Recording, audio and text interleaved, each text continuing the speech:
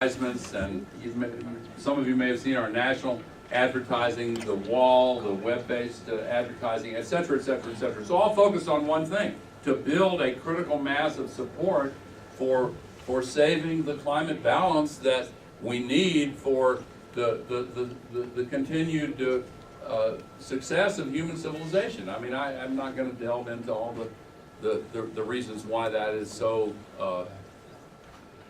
important. We all know that. That's why we're here in Copenhagen.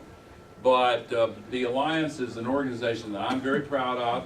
We need help. We need partners. We need more connections with other organizations to enhance the effectiveness of this larger cause. And we thought that while we were here in Copenhagen, and while so many people of like mind and heart were also gathered here, that it'd be good to just have a social event to get together and at least have a short break from all the standing in line over there, or whatever.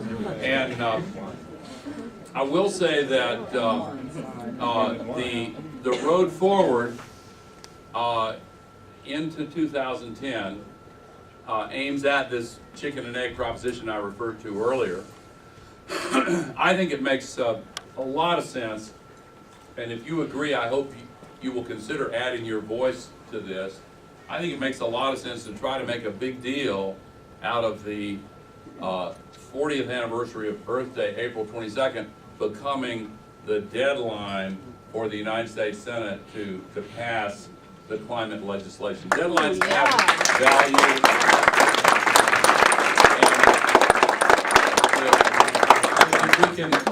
If we can do that, if we can, by whatever means, get this legislation passed and get it to be good legislation, then the conference committee may not take that long, because that's not as subject to the procedural delays. And then I personally believe, and I put this forward just on my own initiative after talking with the Secretary General and the President of Mexico and some others. You know, one of the great values of this Copenhagen conference was that it served as a deadline and as a forcing mechanism. And in the 2 years since Bali, the whole world's been looking forward to this event. Since the U.S. Senate did not pass legislation, the expectations were lowered. Other reasons as well, but that really and truly was probably the principal one. But now we go into the overtime period, and we need a new deadline.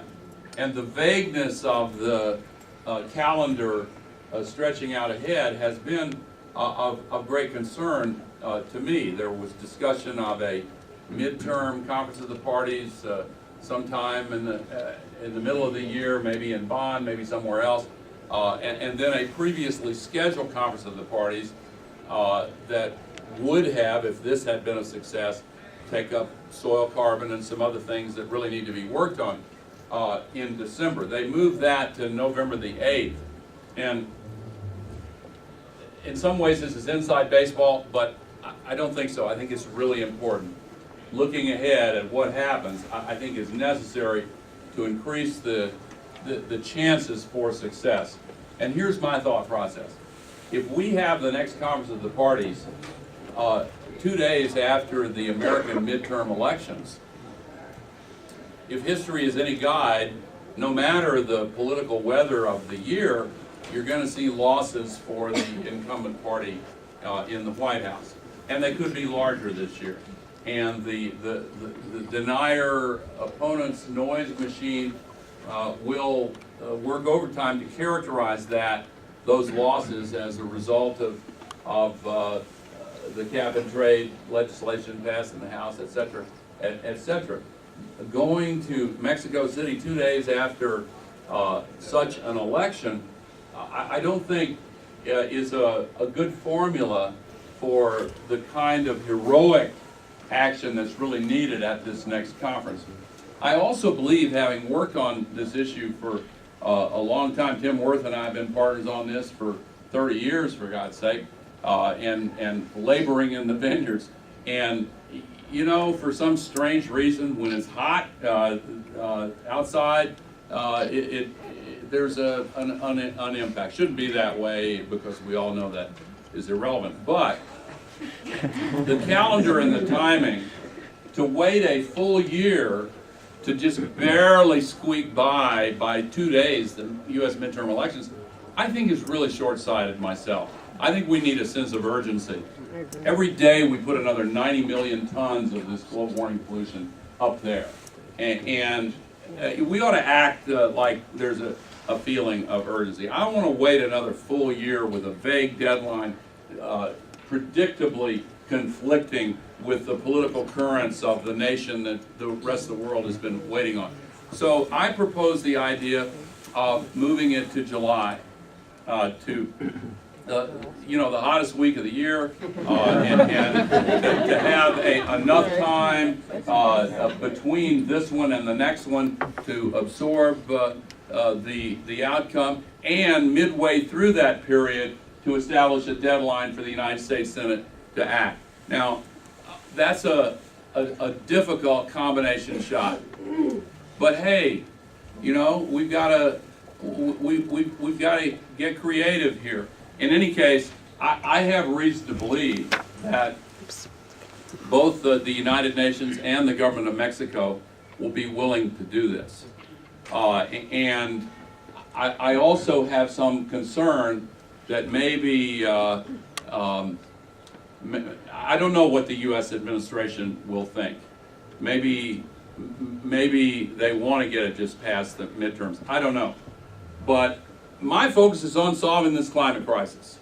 And I'm tired of it being subrogated to small bore politics. I'm not saying that's what they're doing. Don't get me wrong, and I haven't heard them say this at all. But I have a feeling that there'll be some resistance, because often the climate gets subordinated to other concerns that are not even on the same scale, not even close to the same order of magnitude. I want to solve this climate crisis. The best chance that we have to do it, in my opinion, is to go all out to pass this legislation in April in the United States Senate, and then see if the world will gather in Mexico City in July and collect the results of this. If this new French-Ethiopian proposal that has a 6-month clock starting on Friday comes to pass, and that'll work perfectly with the timing as well.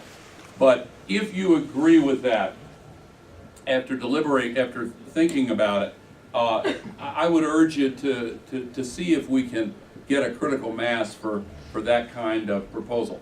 But whether that works or not, whatever the road ahead, the success in our success in solving this climate crisis will depend on changing minds and hearts and lifting the support for meeting the moral responsibility we have to our kids and the generations after, and to ourselves for that matter, because we know this is unfolding now in any case. So I've already talked too long. I just wanted to deliver those messages. I'll close by again thanking all of you for coming, and for those of you who would like to partner in these efforts of which the Alliance is a part, please let Maggie know, let me know. For those of you who would like to directly support the Alliance, we need the help. We have to triage now on how many organizers to put in each state. We're looking at Indiana right now, and we're looking at, well, I won't go through the list of states, but you can probably pick them out as well. But the ability to get the entire environmental movement focused on the ground in the key states where the senators are trying to make up their minds, hey, that's what it's all about now. It's a ground game with their support, and we need your help. And I will see you over the next couple of days, and I'll be cheering along with you for a better outcome. And God bless you for being here and for being in Copenhagen and for fighting the good fight. We have got to win this fight. It means everything. Thank you very much.